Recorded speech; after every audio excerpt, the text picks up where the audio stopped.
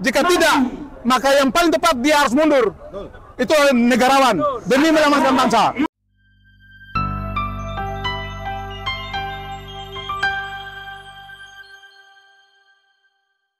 Seperti tadi yang sudah saya sampaikan pada saat diberikan kesempatan untuk melakukan orasi, saya meminta dengan hormat kepada Ketua KPK untuk melaksanakan fungsinya atau tugas pokoknya memberantas korupsi.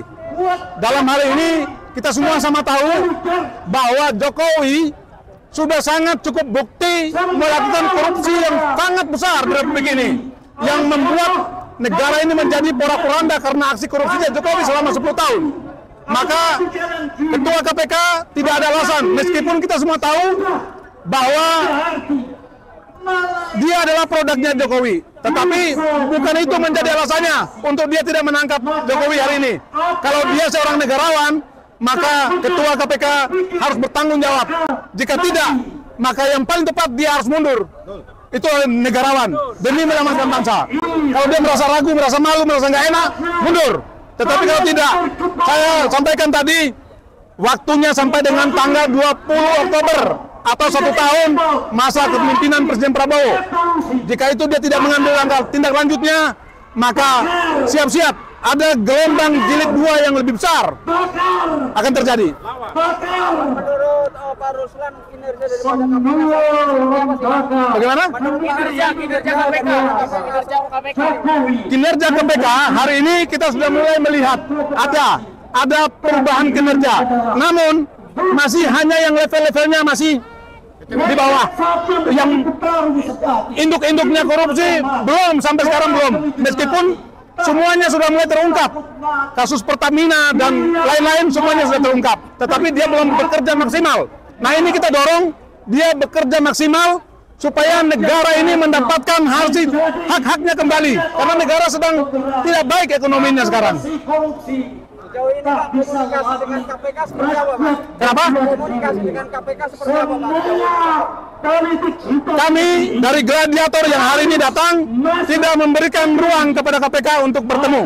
Karena memang sudah tertutup ruang itu, tinggal langkahnya KPK yang kita dorong, dia melakukan tugasnya sebaik mungkin demi keselamatan bangsa dan negara. Pak, selain melakukan aksi massa ini atau upaya-upaya apa yang akan dilakukan oleh gladiator? Kita akan tetap bersuara lantang. Kembali lagi, jika KPK tidak mendengarkan ini, maka akan terjadi aksi yang lebih besar dari yang hari ini terjadi. Ini aksi damai. Dan kita berharap Ketua KPK memahami ini supaya tidak terjadi. Ingat, Nepal, kasus Nepal, dia belajar dari Indonesia. Ya, Nepal belajar dari Indonesia. Mereka mengadopsi cara pergerakan dari Indonesia. Ya, jadi jangan sampai ini menjadi sebuah referensi. Jangan sampai kita nepalkan, itu bahasa yang sering bermunculan di media sosial. Nah, ini waspadai para pejabat-pejabat yang tidak melaksanakan tugasnya, terutama para koruptor-koruptor yang tidak pernah berpihak kepada rakyat, yang selalu merampok. Hati-hati, saya ingatkan. Apakah yang dituntut ini Jokowi atau keluarganya? Keluarganya juga atau Jokowi? Jadi kalau kita sudah bicara Jokowi, itu adalah paketan. Ya, tidak ada di lingkungan Jokowi adalah orang yang tegak lurus untuk bangsa, tidak ada. Semua adalah manusia-manusia bajingan semua. Sebagian besar manusia bajingan, manusia brengsek semua. Oke? Jadi bukan hanya Jokowi, lingkungan Jokowi juga sama. Oke? Ya.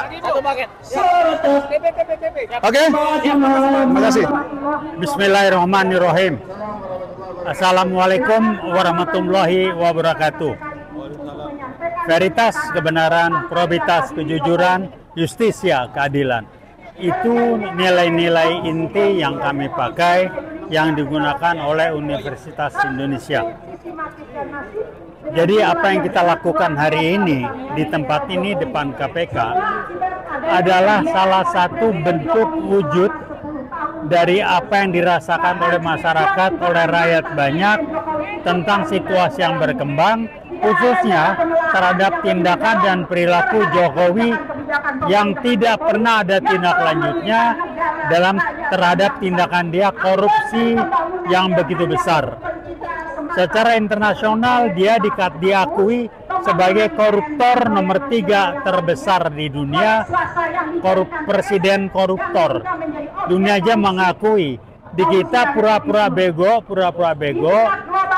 tapi yang jelas orang-orang yang ditangkap ditahan semuanya mengatakan kami melakukan dan kami menyetor serta lapor ke Jokowi. Jokowi itu rakusnya bukan main, soal materi. Korupsi jelas, korupsi kolusinya jelas, dan nepotismenya jelas. Jadi dia memang melakukan 3 hal, KKN, korupsi dan nepotisme. Kolusi yang disebut dengan geng Solo, ujung-ujungnya duit juga. Jadi dia merusak selama 10 tahun ini, merusak kita sebagai bangsa, masyarakat dan negara yang selama ini dihargai di masyarakat dunia menjadi terpuruk seperti saat ini.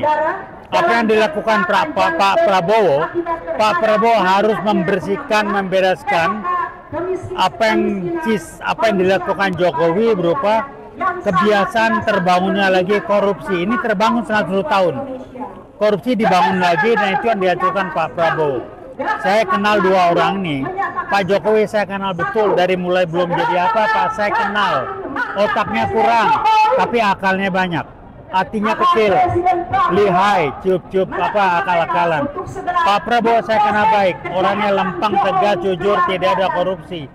Dan beliau melakukan ini untuk membenahi sisa-sisa warisan Jokowi yang kita bisa merasakan. Nyari kerja nggak mudah, korupsi di mana-mana, dan korupsi dianggap biasa.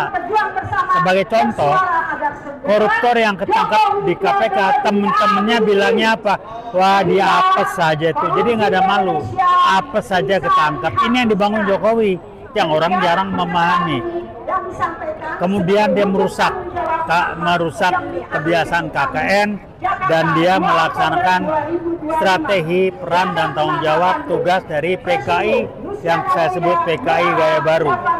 Selama 10 tahun Jokowi membangun jaringan PKI Gaya Baru yang tidak tampil ke permukaan, tapi Anda bisa merasakan umat Islam diacak-acak, bahkan artis yang terkenal pun dibawa, diseret, nggak ngerti apa-apa, ikut-ikut ngomong habaib segala macam. Itu bagian dari bagaimana dia memecah belah umat Islam. Tolong pahami, banyak masyarakat di kita belum bisa melihat dan memahami kalau belum terjadi. Ada yang mengatakan, Pak PKI kan udah nggak ada. Saya susah bilang. Saya bilang otak Anda tuh termasuk otak yang kelompok berpikirnya jenjang 3. Baru melihat kalau udah muncul. Kalau baru akan terjadi orang kasak kusuk, dia belum mampu melihat. Jadi hati-hati. Kembali saya mengatakan, PKI tidak pernah tidur, tidak pernah diam, dia akan berusaha terus. Sekarang muncul dengan PKI Gaya Baru yang akan menghancurkan kita sebagai bangsa. Kita akan dipecah belah dengan target NKRI terpecah menjadi beberapa negara, umat Islam dihancurkan. Itu sasaran PKI Gaya Baru. Kenapa? Karena letak secara geografis Indonesia itu sangat strategis, kita kuat berbahaya, kita kuat dengan segala macam sumber daya, orang-orang dan negara muslim terbesar. Ini akan mengganggu strategi besar komunis dunia, dan lewat RRC menggunakan tangan Jokowi yang sudah diatur seperti itu. Jadi saya wajib menyampaikan ini, mudah-mudahan membuka wacana pikiran rekan-rekan kita yang lain yang masih belum melihat tantangan ini. Hati-hati, PKI Gaya Baru sudah muncul, jangan nanya mana PKI. Kalau dia muncul kayak 65, bukan Gaya Baru namanya. Itu yang saya sampaikan. Tugas, kewajiban, tanggung jawab saya mengingatkan, menyampaikan, memberitahukan. Jangan nunggu kebentur baru kita bilang, oh iya. Demikian saya sampaikan. Terima kasih. Wassalamualaikum warahmatullahi wabarakatuh.